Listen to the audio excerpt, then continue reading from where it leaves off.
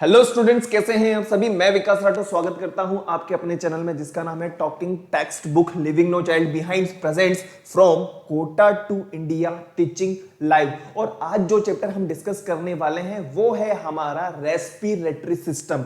Okay, हम लोग class 7th में रेस्पिरेशन के बारे में 2 लेक्चर ले चुके हैं ऑलरेडी। और पहले वाले लेक्चर में हम लोगों ने ओनली इंट्रोडक्शन देखा था और इंट्रोडक्शन के बाद में जो नेक्स्ट लेक्चर लिया था उसमें हम लोगों ने जो अदर ऑर्गेनिजम्स हैं, फिश है, अर्थवॉर्म है, इनमें रेस्पिरेशन किस तरीके से हो रहा है, गैसेस एक्सचेंज किस तरीके से हो रहा है, टाइप्स ऑफ रेस्पिरेशन, इसके अलावा difference between photosynthesis and respiration, difference between breathing and respiration, ये हम लोग देख चुके थे। ओके, लेकिन आज जिसके बारे में डिस्कस करने वाले हैं वो है हमारा रेस्पिरेशन इन ह्यूमन बीइंग, कि ह्यूमंस के अंदर रेस्पिरेशन किस तरीके से हो रहा है, किस तरीके से गैसेस एक्सचेंज हो रहा है। तो स्टार्ट करते हैं, लेकिन उससे पहले आपको क्या करना है, वीडियो को लाइक करना है, शेयर करना है और चैनल को सब्सक्राइब करना है। और सब्सक्राइब करने के बाद में बेल आइकन प्रेस कर देना है। ओके, तो हम देखते हैं कि रेस्पिरेशन क्या था और हम लोगों ने यह भी देखा था कि रेस्पिरेशन कौन सी प्रोसेस है। ओके, एक बार उस चीज को दोबारा रिपीट करते हैं, देखिएगा कि रेस्पिरेशन है क्या।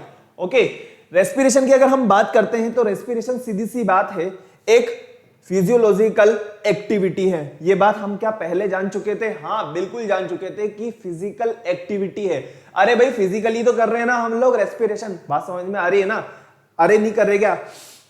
ये फिजिकल रेस्पिरेशन हो रहा है, सीधी सी बात है। ओके, और गैसेस एक्सचेंज करने का जो काम है वो हमारे इंटरनल ऑर्गन्स का है, वो किस तरीके से गैसेस का एक्सचेंज कर रहे हैं। हम लेने में तो एयर ही ले रहे हैं, ठीक है। ऐसा थोड़ी ना कि बस बिल्कुल हम जो है ऑक्सीजन ही लेकर के फ्री कर रहे हैं या फिर जो है CO2 ही अपन बाहर निकाल रहे हैं, ऐसा कुछ भी नहीं है। हम कंपाउंड ऑफ एयर ले रहे हैं, ठीक है, पूरी की पूरी कंपाउंड ऑफ गैसेस ले रहे हैं। पूरा का पूरा जो गैसेस का जो एयर वो है, भाई एयर के अंदर सारी की सारी गैसेस मिली हुई हैं, तो हम सभी की सभी गैसेस को ले रहे हैं, ठीक है।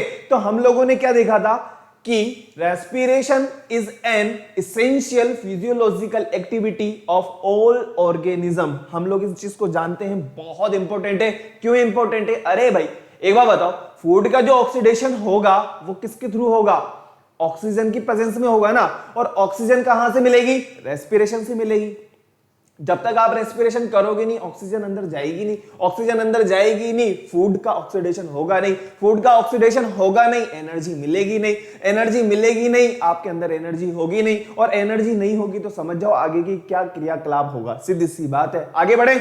लेकिन उससे पहले अगर आप जैसे मान लीजिए अगर आपको प्रैक्टिस करनी है तो आपको कुछ नहीं करना है, टेलीग्राम चैनल पे जाना है और टेलीग्राम पे जाने के बाद में 7th क्लास वाले जो स्टूडेंट्स हैं उनको ये वाला पाथ फॉलो करना है, t.me/ttb07 क्लास 7। ओके, यहां पे आप लोगों के लिए डीपीपी स्टडी मटेरियल वर्कशीट्स वगैरह अवेलेबल है, आप अपनी प्रैक्टिस कर सकते हो। सिंपल सा ऐप है, कुछ नहीं करना है, गूगल प्ले पे जाना है, टेलीग्राम को डाउनलोड कर लेना है और ये वाला पाथ फॉलो कर लेना है और अपनी प्रैक्टिस करना है। और प्रैक्टिस करने के बाद में जहां पे प्रॉब्लम आएगी उस वाले वर्कशीट्स को या डीपीपी को हम नेक्स्ट वाले लेक्चर के अंदर डिस्कस करेंगे, टेंशन वाली कोई बात नहीं है। ओके, और जो प्रीवियस ईयर में आए हुए क्वेश्चन है वही अपन यहाँ पे डालते करते हैं, अपलोड करते हैं। बात समझ में आ रही है? तो आगे बढ़ते हैं, आज का सिलसिला हम आगे बढ़ाते हैं। जो हम देखने वाले हैं वो है हमारा लेक्चर 3 है रेस्पिरेशन, और रेस्पिरेशन भी किसमें? ह्यूमंस के अंदर। और हम ये चीज देखेंगे कि क्या होता है नोस्ट्रियल, क्या होती है नेजल कैविटी, क्या होते हैं नोस्ट्रियल्स, ओरल कैविटी। अच्छा, ओरल कैविटी से आपको कुछ चीज पूछ लूं अगर मैं,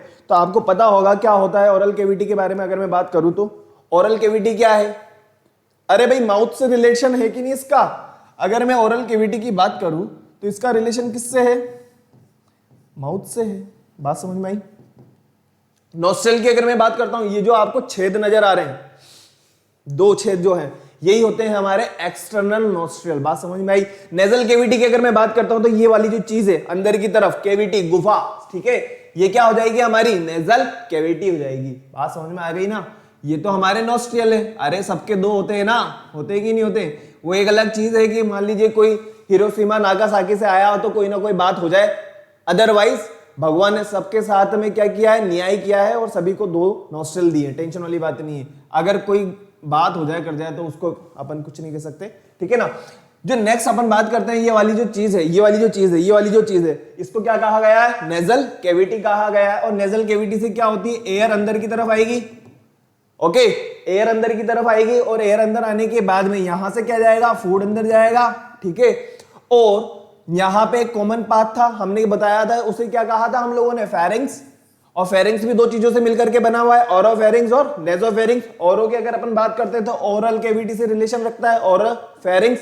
और नेक्स्ट हमने देखा था नेसोफेरिंग्स, नाक से, नेजल से, नेजोफेरिंग्स से, नोस्ट्रियल से रिलेशन रखता है नेजोफेरिंग्स। फिर उसके बाद में जो एयर होती है वो कहां आ जाती है, ट्रेकिया के अंदर, विंड पाइप के अंदर। और फूड जो होता है वो कहां चला जाता है, फूड पाइप के अंदर, जिसे क्या कहा था हम लोगों ने, इसोफेगस कहा था। बात समझ में आ गई होगी मुझे जहां तक लगता है। अपन आगे और भी डिटेल में डिस्कस करेंगे, लेकिन एक बार अपन इसको देख लेते हैं।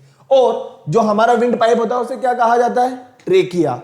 और फूड पाइप को इसोफेगस। बात समझ में आई। हमारा फूड तो कहां चला जाएगा, स्टमक, स्टमक से स्मॉल इंटेस्टाइन, स्मॉल इंटेस्टाइन से लार्ज इंटेस्टाइन, लार्ज इंटेस्टाइन से एनएस के थ्रू बाहर, बस। फिर उसके बाद में जो एयर की अगर हम बात करते हैं तो एयर कहां जाएगी, हमारे लंग्स के अंदर। और लंग्स में क्या होगा, पूरी की पूरी प्रोसेस होगी किस तरीके से, उस गैस के अंदर से जो एयर है, उस एयर में से ऑक्सीजन तो निकाल ली जाएगी और बाकी की जो चीजें हैं वो बाहर फेंक दी जाएगी। ओके, आगे बढ़े, चलो ठीक है। लेकिन उससे पहले जो मैं आप लोगों से करवाता हूं वो है हमारा कार्डिनल प्रॉमिस। फटाफट से कर लीजिए।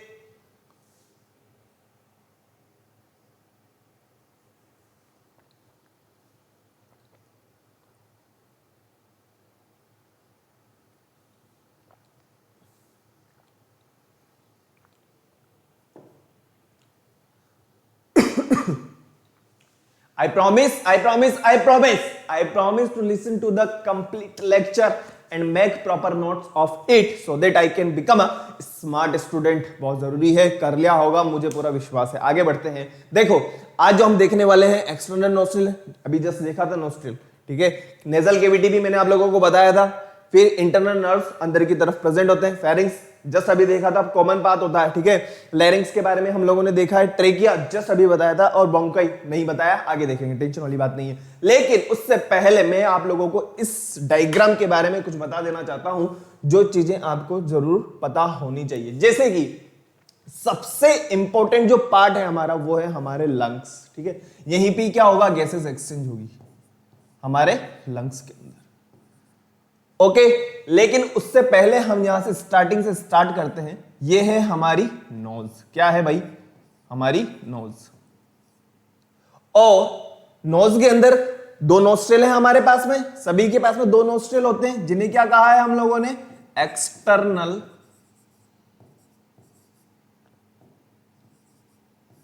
नोस्ट्रियल। क्या कहा है, एक्सटर्नल नोस्ट्रियल कहा है, ठीक है।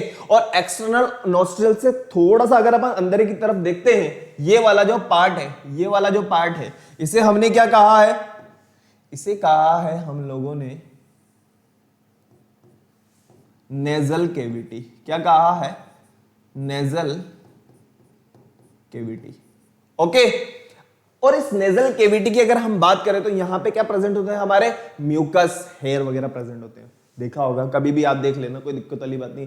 सवेरे के टाइम पे अगर ब्रश वगैरह करोगे तो कांच के अंदर एक बार देखना, आपको नजर आएंगे, हेयर लाइक स्ट्रक्चर होती है, म्यूकस वगैरह भी प्रेजेंट होता है, जो हमारे को क्या करता है, प्रोटेक्ट करने का काम करता है। किस तरीके से प्रोटेक्ट करता है वो आगे देखेंगे। अब यहां से एयर कहां जाएगी, अंदर की तरफ। ये हमारा ट्रेकिया है, ठीक है, ये हमारा ट्रेकिया है। और ट्रेकिया से फर्दर डिवाइड होने के बाद में राइट लंग है और लेफ्ट लंग है हमारे पास में, और यहां पे डिवाइड हो जाएगी। बात समझ में आ गई। इतनी चीज हम लोगों को पता होनी चाहिए। ये हमारा ट्रेकिया, ओके, ये लैरिंग्स है, और ये हमारे ब्रोंकियोल्स हैं, ब्रोंकाई है। क्या होता है आगे अपन पूरा का पूरा डिस्कस करेंगे, टेंशन वाली बात नहीं है। ये बस एक छोटा सा इंट्रोडक्शन था। अब देखो, आप यहां पे आप लोगों को दो इमेजेस नजर आ रही होंगी, ठीक है। एक तो वो है जो हम सिंपली एक्सटर्नल नोस्ट्रियल से एयर को अंदर की तरफ ले रहे हैं। ओके, एयर ले रहे हैं ना, ये एयर ही तो ले रहा है, नोस्ट्रिल के थ्रू क्या कर रहा है, एयर ले रहा है।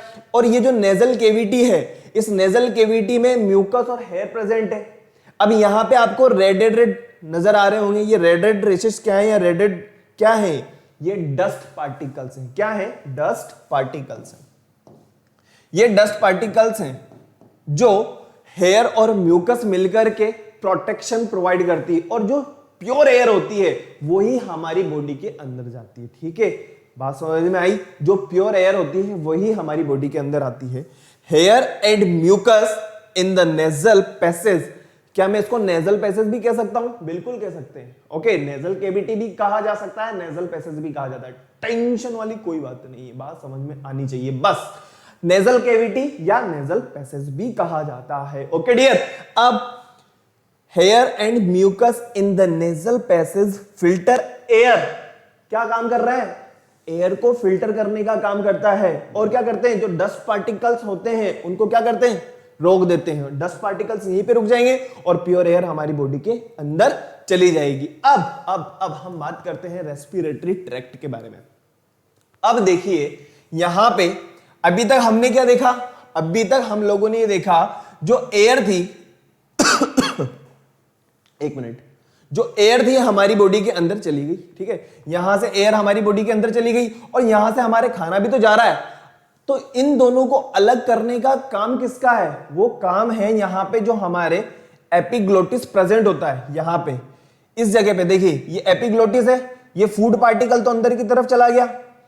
अरे भाई, ये जो फूड पार्टिकल है ये तो पीछे वाले पाइप में चला गया ना। ओके, और यहां के बाद में देखिएगा, अब इसके बाद में जो ये वाला पाइप है हमारा, ये वाला जो पाइप है इस तरफ वाला, यहां पे क्या है? ट्रेकिया है, विंड पाइप है। ओके, और इसके अंदर क्या आ जाएगी? हमारी एयर आ जाएगी। अब एयर आने के बाद में क्या होगा? देखिएगा, एयर आने के बाद में यहां पे क्या प्रेजेंट होते हैं? एल्वोलाई प्रेजेंट होती है। क्या प्रेजेंट होती है? एल्वोलाई प्रेजेंट होती है, जहां पे CO2 और अदर गैसेस जो होती हैं उनको तो एक तरफ कर दिया जाता है और ऑक्सीजन को काम में ले लिया जाता है। ठीक है, किस तरीके से होगा अब देखते हैं हम लोग। देखिएगा, ये है हमारे लंग्स। क्या है? हमारे लंग्स हैं। जो थोरेसिक कैविटी, मैं आप लोगों को ऑलरेडी बता चुका हूं थोरेसिक कैविटी क्या होती है, एब्डोमिन कैविटी क्या होती है और lower part of abdomen cavity क्या क्या होती है। फिर भी एक बार देख लीजिए, थोरेसिक कैविटी ये हमारी जो कैविटी है जहां पे हमारे लंग्स हैं, डायफ्राम वाला जो पार्ट होता है, ये जो हमारी ये वाला जो पार्ट है इसे क्या कहा जाएगा? थोरेसिक कैविटी या चेस्ट कैविटी भी कहा सकते हैं। क्यों? क्योंकि हमारा चेस्ट यहीं पे प्रेजेंट होता है, उसके जस्ट नीचे वाला जो पार्ट होता है उसे कहा जाता है एब्डोमिन कैविटी, जहां पे स्मॉल इंटेस्टाइन और लार्ज इंटेस्टाइन प्रेजेंट होती है। और उसके जस्ट नीचे वाला जो पार्ट होता है उसे क्या कहा जाएगा? उसे कहा जाएगा lower part of abdomen cavity. बात समझ में आई? Lungs reside inside rib cage. अब एक वो बताओ, ये जो आपको पता होगा कि कई बार हम लोग हमारी रिब केज को भी छू सकते हैं, आराम से इजीली हाथ लगा सकते हैं। ठीक है ना? ये जो आपको नजर आ रहे हैं, ये बोनी लाइक स्ट्रक्चर आपको नजर आ रही है, ये बोनी लाइक जो स्ट्रक्चर है, बोन्स हैं, इसके अंदर क्या होते हैं? हमारे लंग्स प्रेजेंट होते हैं। ठीक है, और लंग्स को क्या प्रोवाइड करते हैं? ये प्रोटेक्शन प्रोवाइड करते हैं। क्या प्रोवाइड करते हैं? प्रोटेक्शन प्रोवाइड करते हैं। ठीक है, अगर मान लीजिए इसके अंदर से मैं इन चीजों को निकाल दूं तो एक कैविटी नजर आएगी और उस कैविटी को हम क्या कहेंगे? थोरेसिक कैविटी कहेंगे। ओके, अब देखना, इसके नीचे ये आपको नजर आ रहा होगा, ये क्या है? ये है हमारा डायाफ्राम। क्या है? डायाफ्राम। तो डायाफ्राम जो है वो डायाफ्राम क्या करता रहता है? कॉन्ट्रैक्शन और रिलैक्सेशन, कॉन्ट्रैक्शन और रिलैक्सेशन, कॉन्ट्रैक्शन और रिलैक्सेशन करता रहता है। ठीक है, उसी की वजह से एयर अंदर और बाहर, अंदर बाहर, अंदर बाहर जाती रहती है। ठीक है ना? अब हम बात करते हैं मेनली हमारा रेस्पिरेशन है क्या। अब एक्सटर्नल नोस्ट्रिल का काम क्या है? अरे सर, एक्सटर्नल नोस्ट्रिल का काम क्या है? जो बाहर की तरफ हमें नजर आए हैं एक्सटर्नल नोस्ट्रिल, वो है क्या? First part of respiratory system, पहला पार्ट है हमारे रेस्पिरेशन सिस्टम का। ठीक है, it opens into nasal cavity, nasal cavity या नेजल पैसेज, ये भी कहा था ना हमने इसको, क्या कहा था हमने इसको? नेजल पैसेज भी कहा था, नेजल पैसेज भी कहा था। Cavity and is mean for inhalation, inhalation और एक्सहेलेशन में हमारे काम आती है। Outside of the body inhalation और एक्सहेलेशन, इनहेलेशन और एक्सहेलेशन में हमारे काम आएगा क्या? एक्सटर्नल नोस्ट्रियल, एक्सटर्नल नोस्ट्रियल, एक्सटर्नल नोस्ट्रियल, ये वाला पार्ट की मैं बात कर चुका हूं। नेक्स्ट हम बात करते हैं नेजल कैविटी। नेजल कैविटी के बारे में मैंने आप लोगों को पहले ही बताया, क्या करने का काम करती है? प्रोटेक्शन प्रोवाइड करती है। किनसे? अरे भाई, जो हमारे क्या कहते हैं डस्ट पार्टिकल्स वगैरह होते हैं, इनसे हमें क्या प्रोवाइड करती है? प्रोटेक्शन प्रोवाइड करती है ताकि प्योर एयर ही हमारी बॉडी के अंदर जाए, जो मिट्टी वगैरह के कण वगैरह जो होते हैं ये बाहर की तरफ ही रह जाए, म्यूकस में आकर के चिपक जाए। ठीक है, तो नेजल कैविटी में लिखा हुआ this cavity is separated from oral cavity from this means of hard and bony palate. एक बोनी पैलेट होती है, मैंने आप लोगों को पहले भी बताया था, ये वाला जो पार्ट है हमारा और नेजल कैविटी के बीच वाला जो पार्ट है पैलेट कहा जाता है। और पैलेट के भी दो पार्ट बताए थे मैंने, आगे वाला जो पार्ट होता है हमारा कैसा होता है, हार्ड होता है, और पीछे वाला अगर हम पार्ट की बात करें तो वो कैसा होता है, सॉफ्ट होता है। आप आपकी टंग से भी छू करके देख सकते हो, देखो ये वाला जो पार्ट है हमारा वो कैसा है, हार्ड है, और पीछे की तरफ अगर मैं बात करूं, पीछे की तरफ इसको टच करके देखेंगे तो कैसा होगा, सॉफ्ट होता है। ठीक है ना। अब हम बात करते हैं इट कंटेन्स हेयर और म्यूकस, क्यों, ताकि डस्ट पार्टिकल को सेपरेट कर सके। ओके, ये हमारी दो चीजें होगी। फर्स्ट नंबर पे हमने देखा नोस्ट्रियल और सेकंड नंबर पे हमने देखा नेजल कैविटी। थर्ड नंबर पे हम देखते हैं इंटरनल नर्व्स, जो अंदर की तरफ है, नेजल कैविटी के अंदर होते हैं। ठीक है, ये किसकी तरफ ओपन होगी, फेरिंग्स की तरफ ओपन होगी। फेरिंग्स हम लोग जानते हैं, ये वाला जो पार्ट है हमारा, ये वाला जो पार्ट है जो कॉमन है, कॉमन किस में होना चाहिए, अरे भाई जहां पे माउथ और नोज, इन दोनों का कॉमन जो पाथ है उसे हमने क्या कहा है, फेरिंग्स कहा है। यहां पे आकर के एयर भी मिलेगी और यहीं पे आकर के क्या होगा, यहीं पे आकर के फूड भी मिलेगा। लेकिन यहां से अलग करने का जो काम है वो किसका है, एपिग्लोटिस का काम है। हम लोगों ने देखा था। अब एपिग्लोटिस क्या है, एक बार फटाफट से पीछे वाली स्लाइड पे जाकर के देख लेते हैं। ये देख लीजिए, ये एपिग्लोटिस है, इसने क्या किया, अलग कर दिया। ओके, देखिए एक बार फिर, ये एपिग्लोटिस है, एपिग्लोटिस ने फूड को तो उधर कर दिया और एयर को इस वाले पाइप के अंदर कर देगा। आगे बढ़े, देखो फिर आगे बढ़ते हैं। एपिग्लोटिस ने क्या किया है, एपिग्लोटिस का सिर्फ और सिर्फ ये काम है फूड पार्टिकल को तो फूड पाइप के अंदर जाने देना और एयर को एयर के अंदर आने देना, सीधी सी बात है। इंटरनल नर्व्स के हम बात कर चुके हैं। इंटरनल नर्व्स के बाद में हम बात करते हैं pharynx. It's a common path between alimentary canal and respiratory system. ठीक है, और उसके बाद में हम देखते हैं यहां पे ये जो चीज आपको नजर आ रही है, यहां पे अगर हम बात करें, ये क्या है हमारा, ये है हमारा ट्रेकिया। क्या है, ट्रेकिया है। और ट्रेकिया के जो अपर पार्ट होता है इसे कहा जाता है लैरिंग्स। और लैरिंग्स को और क्या कहा जाता है, larynx is also known as sound box, जहां से हम अलग अलग तरह की साउंड्स वगैरह निकाल सकते हैं। लैरिंग्स को और क्या कहा जाता है, साउंड बॉक्स भी कहा जाता है। और लैरिंग्स के बाद में अगर हम देखें तो यहां पे एक इस तरीके से जो स्ट्रक्चर है हमारी, एक बेल लाइक बाहर की तरफ निकली हुई होती है, इसे क्या कहा जाता है, एडम्स एप्पल कहा जाता है। क्या कहा जाता है, एडम्स एप्पल कहा जाता है। ओके, और ये जो ट्रेकिया है, इस ट्रेकिया पे इस टाइप के शी शेप्ड वाले हमारे पास में क्या होते हैं, छल्ले लगे हुए होते हैं, जो क्या काम करेंगे, इसको कोलैप्स होने से रोकते हैं। क्या करने से रोकते हैं, कोलैप्स होने से रोकते हैं। अगर मान लीजिए गलती से अगर ये कोलैप्स हो जाए, इसके बीच में अगर एयर वगैरह नहीं जाएगी तो क्या होगा, कोलैप्स हो जाएगी और सफोकेशन की वजह से हम लोग मर भी सकते हैं। तो ये क्या करते हैं, कोलैप्स होने से रोकते हैं। कौन, ये कार्टिलेज की जो बनी हुई जो रिंग्स हैं, इसको कोलैप्स होने से रोकती हैं। ओके, आगे बढ़े, देखिए लिखा हुआ है rings of cartilage prevent wind pipe from collapsing in any situation.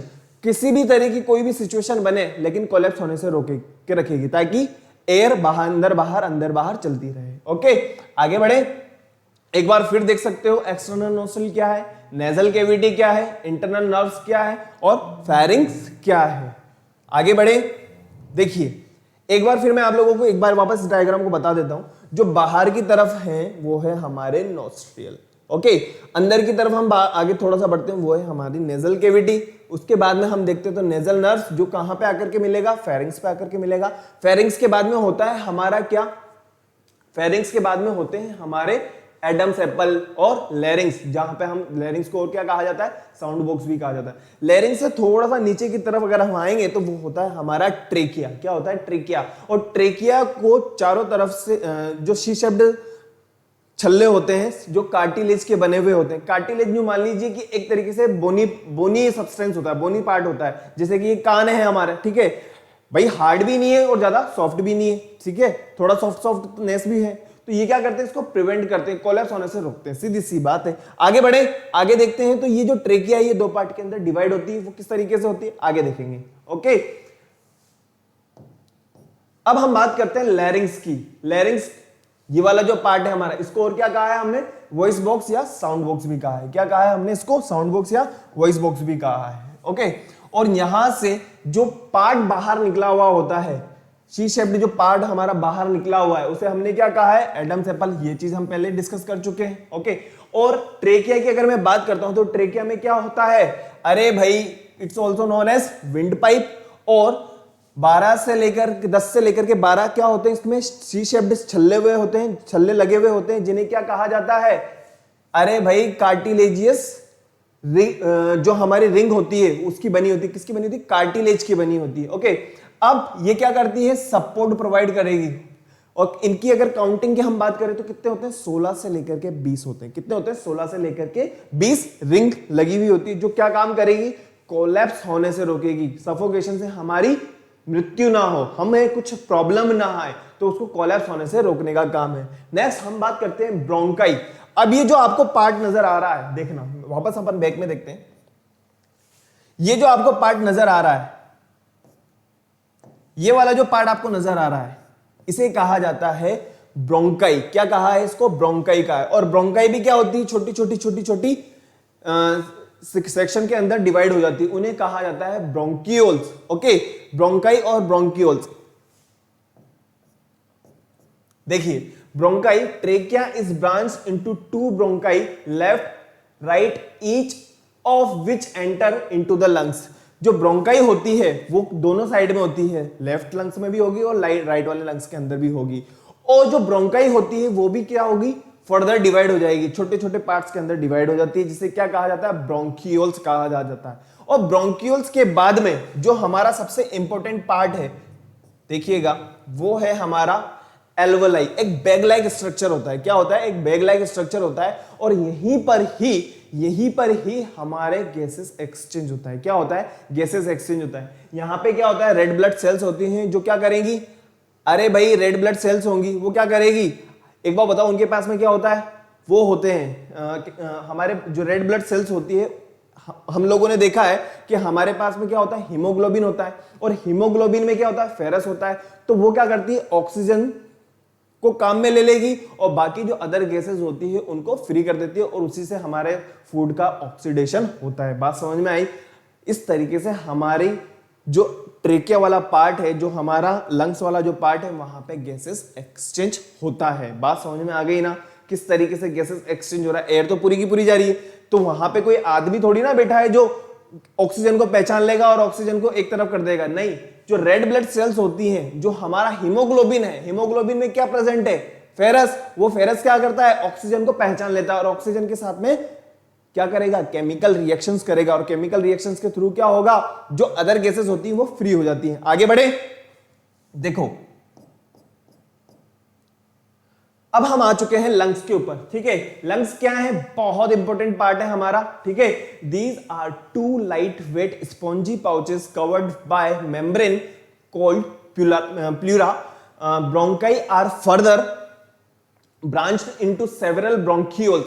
Bronchi जो है वो वापस डिवाइडेड हो जाती है। मैंने आप लोगों को पहले ही बताया है, जो ब्रोंकाई है, ये जो आपको नजर आ रहा है, अब देखना आप और ज्यादा क्लियर हो जाएगा। ये क्या है, हमारा ट्रेकिया है।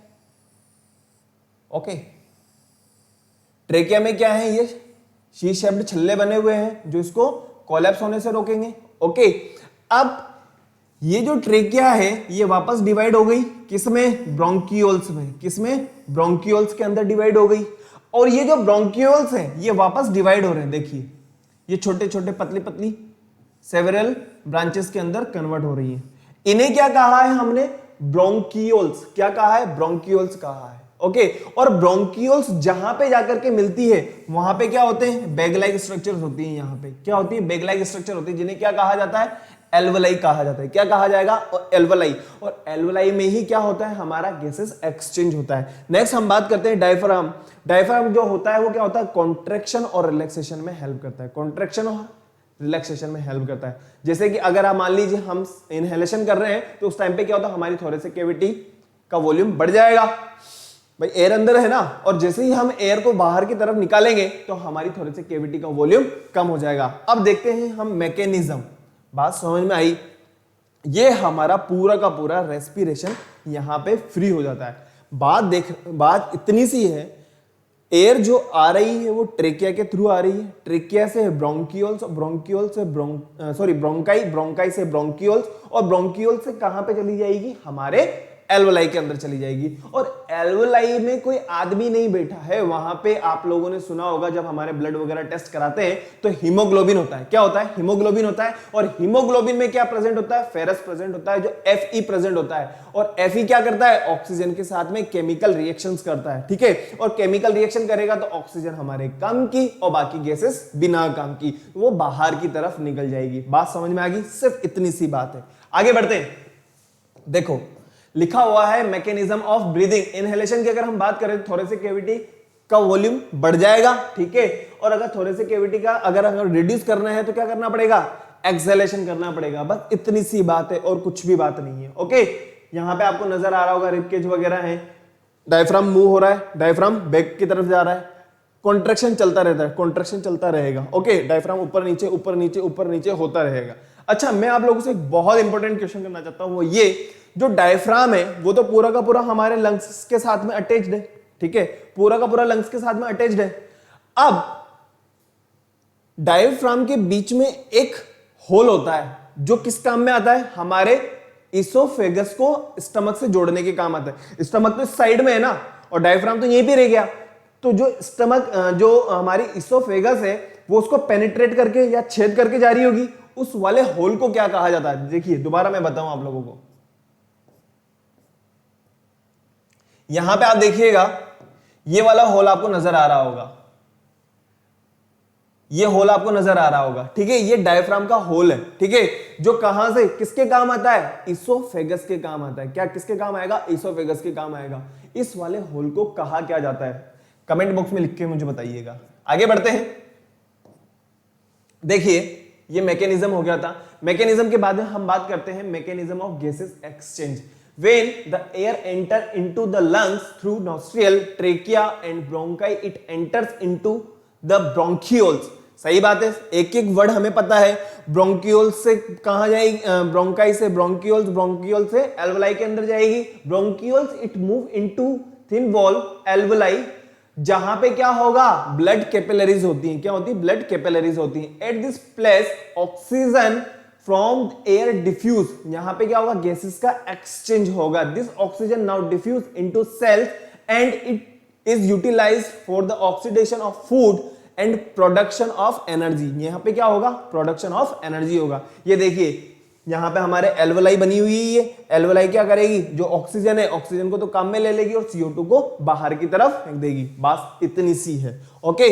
आगे बढ़े, कोई प्रॉब्लम, फटाफट से एक बार देख लीजिए मैकेनिज्म ऑफ गैसेस एक्सचेंज। कुछ भी नहीं है, गैस का ट्रेकिया के थ्रू ब्रोंकियोल्स, ब्रोंकियोल से ब्रोंकाई, ब्रोंकाई से एल्वोलाई के अंदर जाना, वहां पे गैसेस का एक्सचेंज होगा। और गैसेस का जब एक्सचेंज हो जाएगा तो वहां पे हमारे फूड का ऑक्सीडेशन होगा, और ऑक्सीडेशन होगा तो हमारी बॉडी के अंदर क्या बनेगी, एनर्जी बनेगी। वही चीज लिखी हुई है, फटाफट से एक बार और देख लीजिए। एल्वोलाई के अंदर क्या होती है, ब्लड कैपिलरीज होती है, बहुत जरूरी है। ब्लड कैपिलरीज नहीं होंगी तो वहां पे क्या होगा, गैसेस एक्सचेंज नहीं हो पाएगा, ठीक है। Fe जो है ऑक्सीजन के साथ में केमिकल बॉन्डिंग नहीं कर पाएगा। सॉरी, आगे बढ़े, देखिएगा आगे देखते हैं। कंट्रोल करने का काम किसका है, मेड्यूला ऑब्लांगेटा का। किसका काम है, मेड्यूला ऑब्लांगेटा का काम होता है। पूरा रेस्पिरेशन को अगर कंट्रोलिंग की अपन बात करते हैं तो इसमें कौन कंट्रोल करेगा, मेड्यूला ऑब्लांगेटा। कहां प्रेजेंट होता है, हमारे ब्रेन में प्रेजेंट होता है, ठीक है। नेक्स्ट हम बात करते हैं कि हमारी ब्रीदिंग की रेट कितनी होती है। अगर हम नॉर्मल की बात करें तो हमारे ब्रीदिंग रेट होती है 12 से लेकर के 18। कई कई जगह पे ये 15 से 18 भी है, लेकिन बात एक ही है, कोई दिक्कत वाली बात नहीं है। 12 से लेकर के 18 होती है। हम ब्रीदिंग का मतलब ये होता है 1 एक्सेल और 1 इनहेल, ठीक है। ये कंप्लीट एक ब्रीद है, ऐसा नहीं है कि 1 2 3 4, ऐसा कुछ नहीं है, ठीक है ना। पूरा का पूरा एक कंप्लीट। तो 1 मिनट के अंदर हम कितनी बार करते हैं, कम से कम 12 से 18 बार। और अगर मान लीजिए हम एक्सरसाइज वाली कंडीशन में है या एक्साइटमेंट है तो उस टाइम पे क्या होगा, ये इंक्रीज हो जाएगी और कितनी हो जाएगी, लगभग 20 से 25 अराउंड हो जाती है। ठीक है, नेक्स्ट हम बात करते हैं तो एल्वेलाई के अंदर कितना गैसेस एक्सचेंज होगा, 300 मिलियन एक्सचेंज ऑफ गैसेस होता है। सेल्यूलर रेस्पिरेशन की अगर हम बात करते हैं तो सेल्यूलर रेस्पिरेशन में 3 साइकिल्स होती है, ग्लाइकोसाइलाइसिस, क्रेब्स साइकिल और ईटीएस। ईटीएस की फुल फॉर्म होती है इलेक्ट्रॉन ट्रांसपोर्ट सिस्टम। ये हम ऑलरेडी देख चुके हैं एरोबिक रेस्पिरेशन क्या होता है और एनारोबिक रेस्पिरेशन क्या होता है। एरोबिक रेस्पिरेशन में सबसे ज्यादा एनर्जी बनती है और एनारोबिक रेस्पिरेशन में ओनली 2 एटीपी ही बनती है। ओके, फूड का ग्लाइकोलाइसिस होगा, ग्लाइकोलाइसिस के बाद में पायरूवेट में चेंज होगा और उसके बाद में वहां से हमें एनर्जी का प्रोडक्शन मिलता है। ठीक है, एनर्जी हमें वहां से मिलती है। आगे बढ़े, देखो फिर देखा लिखा हुआ है वही चीज, carbohydrate during digestion, glucose glycolysis होगा, पायरुविक एसिड में पायरुविक एसिड के अंदर चेंज होगा। और अगर हम बात करें ऑक्सीजन की प्रेजेंस और ऑक्सीजन की एब्सेंस की तो हम ऑलरेडी देख चुके हैं। ओके, अब आप लोगों के पास में वापस पूरा का पूरा नामकरण संस्कार के साथ में यहां पे लंग्स का पूरा डायग्राम है। देखना यहां पे यह है हमारा ट्रेकिया, क्या है, यह है हमारा ट्रेकिया। एक बार फिर से देख लेते हैं, यह है हमारा ट्रेकिया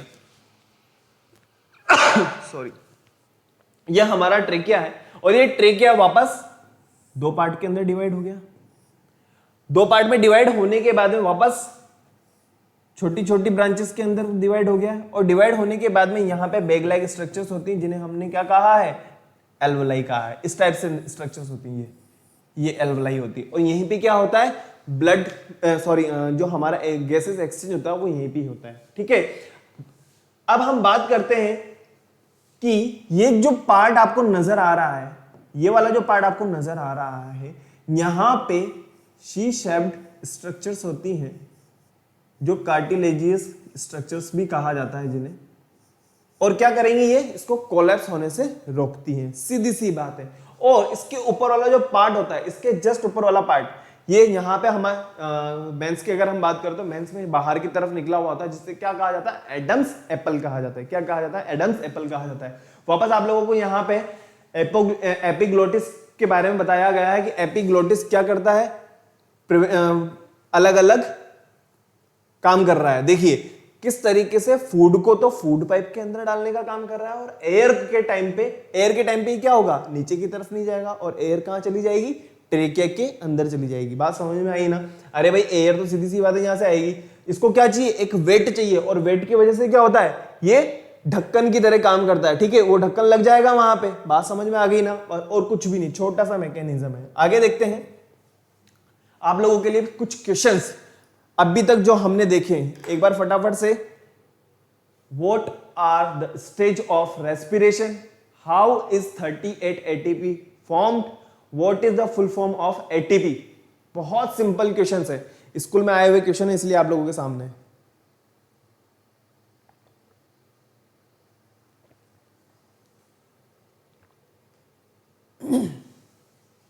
देखिए, what are stages of respiration. एक बार बताओ, मैं आप लोगों से पूछूं, क्या हम लोगों ने ग्लाइकोलाइसिस देखा है? क्या हमने अभी क्रेब्स साइकिल के बारे में पढ़ा है? हाँ। क्या हमने ईटीएस के बारे में पढ़ा है? बिल्कुल। और वही साइकिल्स के बारे में बात कर रहा है और कुछ भी नहीं है। ओके, देखिए क्या है, एरोबिक रेस्पिरेशन अकर इन 3 स्टेजेस ग्लाइकोलाइसिस। अब ग्लाइकोलाइसिस होने के बाद में, अरे यार देखो ना, मैं आप लोगों को वापस बैक में समझाऊं। ये देखिए क्या हो रहा है, क्रेब्स साइकिल, और यहां पे क्या हो रहा है, एनारोबिक रेस्पिरेशन में वही हमारे लैक्टिक एसिड वगैरह और क्या कहते हैं, अल्कोहल वगैरह बन रही है। अल्कोहल, क्रेब्स साइकिल देखी थी, क्रेब्स साइकिल की ईटीएस, इलेक्ट्रॉन वगैरह हमने देखे थे। ठीक है ना? आगे देखते हैं, देखिए लिखा हुआ है aerobic respiration occur in 3 stages glycolysis, the Krebs cycle, electron transport, और ग्लाइकोलाइसिस के बाद में क्या होगा, 2 मॉलिक्यूल्स ऑफ पायरुवेट बनेंगे। ओके, 2 मॉलिक्यूल्स क्यों बनेंगे, एक तो बनेगा हमारा कौन सा वाला, एरोबिक रेस्पिरेशन, और एक बनेगा हमारा एनारोबिक रेस्पिरेशन। अब नेक्स्ट लिखा है, how is 38 ATP formed. 38 ATP किस तरीके से फॉर्म होते हैं? एरोबिक रेस्पिरेशन देखा था हम लोगों ने। एरोबिक रेस्पिरेशन में क्या होता है, 2 एटीपी तो कहां से मिलेंगे, ग्लाइकोलाइसिस के थ्रू मिलेंगे। 2 एटीपी कहां से मिलेंगे, हमें क्रेब्स साइकिल से मिलेंगे। और जो 34 एटीपीज हैं वो कहां से मिलेंगे हमें, ईटीएस से मिलेंगे, इलेक्ट्रॉन ट्रांसपोर्ट सिस्टम से मिलेंगे। ये पूरा का पूरा क्या है, एरोबिक रेस्पिरेशन का पूरा पाथ है, ठीक है। अभी आप लोगों के लिए नहीं आया है, जब आप नेक्स्ट क्लासेस के मतलब जैसे सीनियर क्लासेस में जाएंगे तो आपको पूरा का पूरा डिटेल में आएगा, what is Krebs cycle, what is ETS system, okay. बस हमें ये समझना है कि 38 एटीपी किस तरीके से फॉर्म हो रहे हैं। तो 2 एटीपी तो किसके थ्रू बनेंगे, ग्लाइकोलाइसिस के। 2 एटीपी किसके थ्रू बनेंगे, क्रेब्स साइकिल के थ्रू बनेंगे। और बाकी जो बचे हुए हैं 34 एटीपी वो किसके थ्रू बनेंगे, वो बनेंगे हमारे इलेक्ट्रॉन ट्रांसपोर्ट सिस्टम के थ्रू। अब यहां पे बहुत सिंपल क्वेश्चन है, वो ये, what is the full form of ATP, adenosine triphosphate, क्या यही है, हाँ भाई बिल्कुल यही है। और अगर इसके कंपाउंड की, इस ऑर्गेनिक कंपाउंड की अगर आपसे पूछा जाए तो ऑर्गेनिक कंपाउंड क्या है, C10 H16 N5 O13 P3 इसका फॉर्मूला होता है। और अब आप लोगों के लिए ये एक्सरसाइज, इस क्वेश्चंस को आपको देखने हैं, बहुत सिंपल क्वेश्चन है। देखिए, opening to trachea is covered by a small flap of tissue termed as glottis, trachea, epiglottis या लैरिंक्स। बहुत डिटेल में और कई बार इस इमेज को हम देख चुके हैं कि कौन सी इमेज होती है, वो फ्लैप लाइक स्ट्रक्चर होती है जो काम करती है। नेक्स्ट लिखा हुआ है, the exchange of gases between inhale air and blood is referred as. Inhalation को हम किस तरीके से बताएंगे, cellular respiration, external respiration, internal respiration या सर्कुलेटरी रेस्पिरेशन। आप लोगों के लिए होमवर्क है ये, the maximum volume of air content in lungs by the full force inhalation is called. हमने बहुत ज्यादा ताकत के साथ में इनहेलेशन करा है, बहुत सारी एयर ले ली, उसे उस प्रोसेस को क्या कहा जाएगा, vital capacity, tidal volume, total lung capacity या इंस्पायरेटरी कैपेसिटी। नेक्स्ट क्वेश्चन है हमारे पास में, aerobic respiratory pathway is also term as, क्या कहा जाएगा, एनाबॉलिक, केटाबॉलिक, और क्या लिखा है, क्रेटाइन, फॉस्फेट और एम्फेबॉलिक।